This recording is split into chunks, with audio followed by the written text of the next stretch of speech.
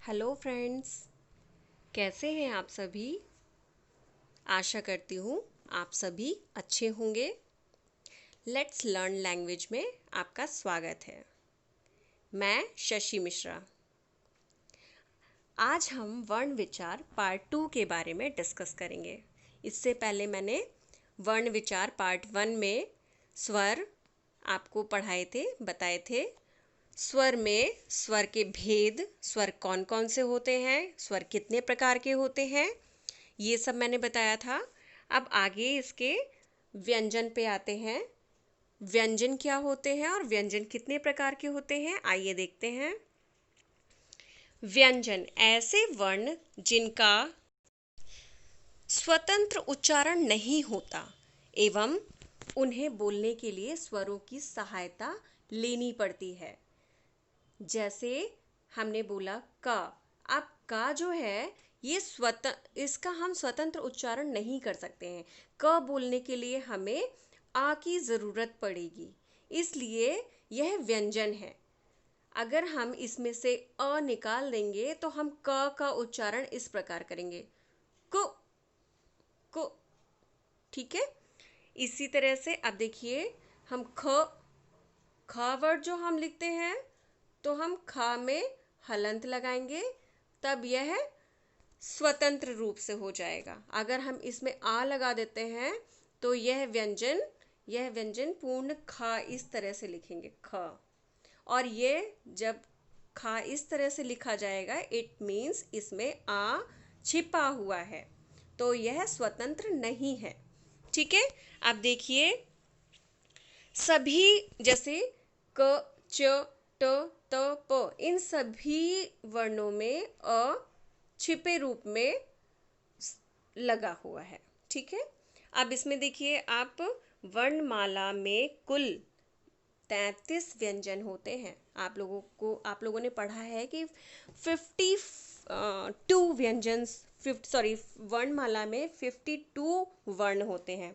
लेकिन आप व्यंजन जानेंगे तो 33 व्यंजन हैं और 11 स्वर हैं। 33 और 11 हम प्लस करेंगे तो हो जाएंगे 44। इट मीन्स 44 वर्ण एस वर्णमाला में है जो स्वर और व्यंजन है। इसके अलावा जो भी वर्ण हैं वो आगत या डिफरेंट डिफरेंट विभिन्न प्रकार के उच्चारण स्थान होते हैं इनके। तो हम आइए देखते हैं इसके आगे।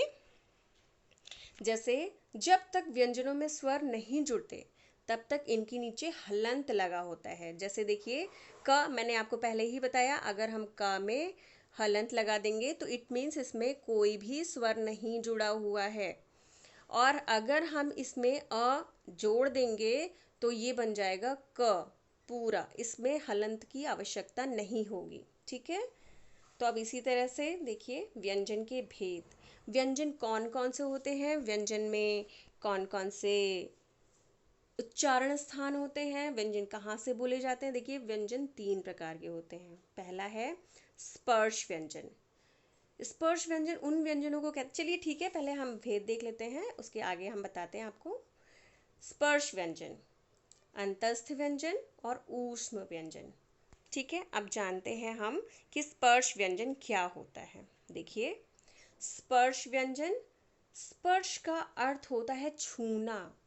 अर्थात हमारी जो जीवा है, हमारा जो दांत है, हम मुख में ऐसे अंगों से, मतलब ऐसे व्यंजन जिनका उच्चारण करते समय जीभ, कंठ, तालु, मूर्धा, दांत अथवा ओंठ का स्पर्श करती है। मतलब हमारी जीभ जिन जिन अंगों को, स्वर तंत्रों को छूती है, उस उन्हें हम स्पर्श व्यंजन कहते हैं। जैसे यह 33 व्यंजनों में 25 होते हैं। 25 आपने सुना होगा ना, क ख ग घ अंग च छ ज झ इया, ये 5 वर्ण, हर लाइन में 5 वर्ण होते हैं। तो हम 5 वर्ण नीचे, 5 क च ट त प, ये 5 लाइन है। और इस 5 लाइन में अब देखिए, हम आगे डिस्क्राइब करते हैं इस तरह से। ये देखिए, क वर्ग में ये देखिए 5 अक्षर हैं, 5 वर्ण हैं। इसी तरह से च वर्ग में भी 5 वर्ण हैं, ट वर्ग में भी 5 वर्ण हैं, त वर्ग में भी 5 वर्ण हैं, प वर्ग में भी 5 वर्ण हैं। तो अब ये देखिए 5 5 5 5 5 5 5। अब हम 5 पचम 25, इसमें 25 वर्ण ऐसे हैं जो स्पर्श व्यंजन हैं। ठीक है, ये सारे ही स्पर्श व्यंजन में आएंगे। और आप देख लीजिए ट वर्ग में ड और ढ और ढ है, तो ये भी स्पर्श व्यंजन है। इट मीन्स ड के नीचे बिंदी और ढ के नीचे बिंदी लगा हुआ है, तो ये भी हमारे ड़ और ढ़ ये भी आपके स्पर्श व्यंजन में आएंगे। ठीक है, समझ में आ रहा है सबको?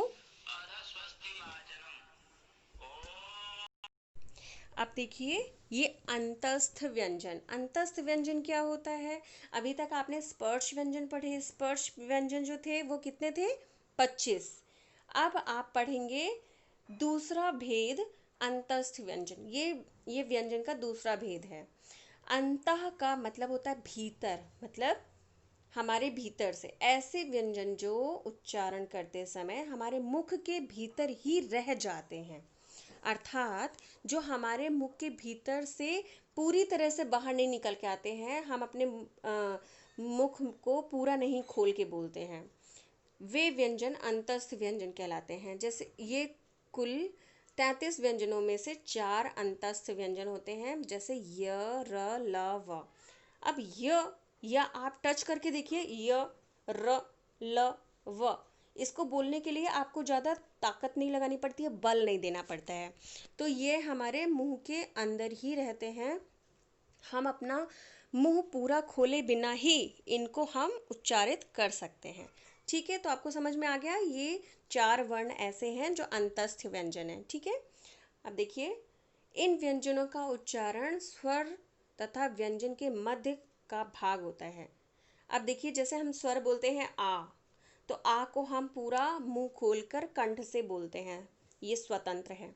अब व्यंजन बोलेंगे क हमने बोला तो ये भी मुख से हमारे बाहर आया, तो हम इससे समझ सकते हैं कि हमारे मुख स्वर और व्यंजन के जो मध्य का व्यंजन होता है, जो हमारे जिह्वा मुख के किसी भी भाग को स्पर्श नहीं करती है। जैसे इनका उच्चारण कहाँ से होता है? जीभ, तालु और ओठों के परस्पर सटाने से। जीभ हमारी, अब आप य, र, ल, व इन चारों वर्णों को बोलकर देखिए, आपके जीभ, तालु और दांत को मतलब मिलाने से होगी। मिलाएंगे और इसको आपको पूरा मुख खोलना नहीं पड़ेगा। ठीक है, आप देखिए ये रहा आपका दूसरा, था आपका अंतस्थ व्यंजन। अब है आपका ऊष्म व्यंजन। ऊष्म व्यंजन क्या होता है? जैसा कि हम जानते हैं कि ऊष्म का अर्थ होता है गरम।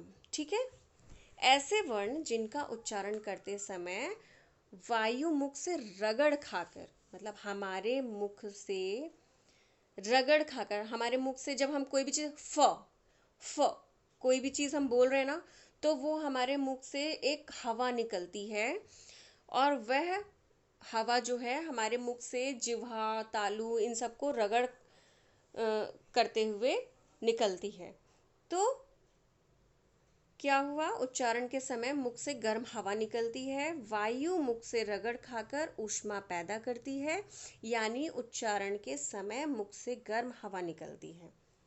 ठीक है, तो ऐसे ऐसे वर्ण जिनको बोलने से हमारे मुख से बहुत ज़्यादा हवा निकलती है।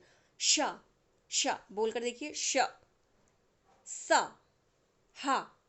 अब देखिए इनसे हमें ऊष्म अनुभव होता है कि हमारे मुख से हवा निकल रही है गर्म, तो यह हुआ ऊष्म व्यंजन। ठीक है, श, श, श, ह, श, श, स, ह। ठीक है, ये ऊष्म व्यंजन हो गया। अगला, अब देखिए हमने देखा व्यंजन के 3 भेद हैं। कौन कौन से? स्पर्श व्यंजन, अंतस्थ व्यंजन और ऊष्म व्यंजन। अब ये जो व्यंजन थे, इसके अलावा आप देखिए संयुक्त व्यंजन। संयुक्त व्यंजन क्या होता है? ऐसे व्यंजन जो दो या दो से अधिक व्यंजनों के मेल से बनते हैं वे संयुक्त कहलाते हैं। संयुक्त मीन्स जानते हैं ना आप, दो चीज़ों के संयोग से। जैसे मैंने बोला क, अब क और का को अगर मिला दिया जाए तो कौन सा व्यंजन बनेगा?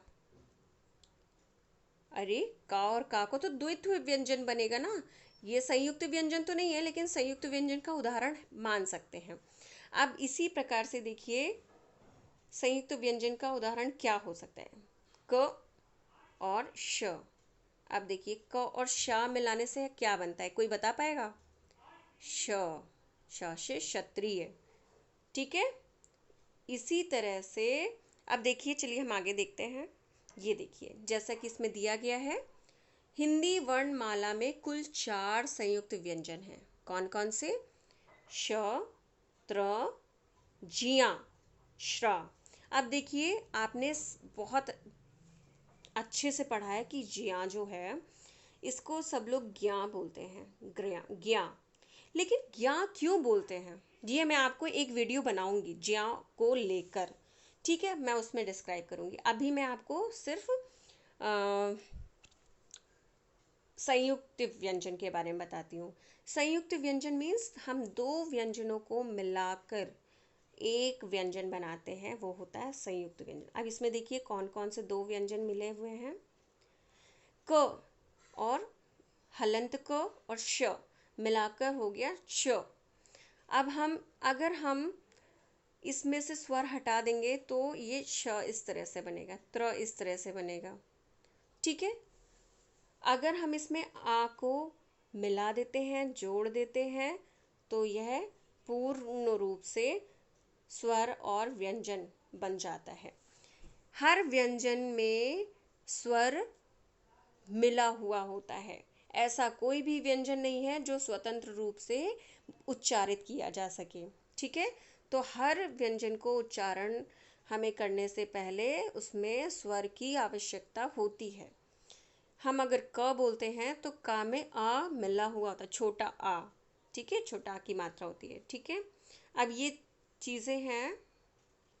श, श के क और श मिलाकर श हो गया। त र मिला के त्र, ज और इया मिलाकर झिया, श और र मिलाकर श्र। ठीक है, तो इसी तरह से देखिए रक्षक, भक्षक, पत्रिका, ये वर्ण भी मैंने लिख दिए हैं, इसमें शब्द भी लिख दिए हैं कि इन वर्णों से कौन से शब्द बनते हैं। ठीक है, तो अब